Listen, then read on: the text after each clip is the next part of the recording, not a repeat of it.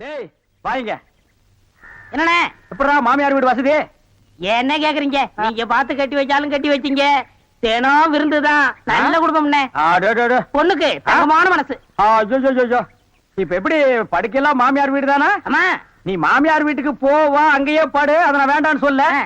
ஆனா ஞாயிற்றுக்கிழமை மட்டும் சட்டையை கட்டிட்டு குப்புறப்படுத்துறாத. ஏன்? ஏன்னா அன்னைக்கு தான் அவங்க பண்ணி அடிக்கிற நாள். தெரியாம உன்னை பண்ணி நினைச்சு அடிச்சு குழம்பு வச்சு தின்ற போறாங்கடா. டேய், இந்த ஆக்ட் குடுக்குற வேலையெல்லாம் என்கிட்ட வச்சுக்காதடா. நீ யாருன்னு எனக்கு தெரியும், நான் யாருன்னு உனக்கு தெரியும். நம்ம ரெண்டு பேர் யாருங்கிறது இந்த பெரிய சோழர் பரம்பரை. இவர் ராஜராஜ சோழன், அவர் ராஜேந்திர சோழன். தஞ்சாவூருக்கே இவங்க ரெண்டு பேரும் தான் வாரிசு. இந்த பெருச்சாளி கண்ணுக்கே தெரியாது. இது கண்ணுக்கு அழகா? என்ன உன் புருஷனை பாத்துக்கிட்டு இருக்கியா? இப்படியே வவுத்தொலின்னு பாத்துக்கிட்டா போதுமா? அவன் வாழ்க்கை என்ன ஆகுறது? அவன் கவலையில கண்டமணிக்கு தெரியறான். என்னங்க சொல்றீங்க? அதெல்லாம் ஒண்ணும் பதறாத, எல்லாம் போக சரியா போயிடும். நீ உடம்ப என்ன பாத்துக்கிட்டு அவனையும் சந்தோஷமா வச்சிருந்தாலும் நல்லா இருக்கும். இப்ப எங்கெங்க அவரு வந்துகிட்டு இருக்கான். வரா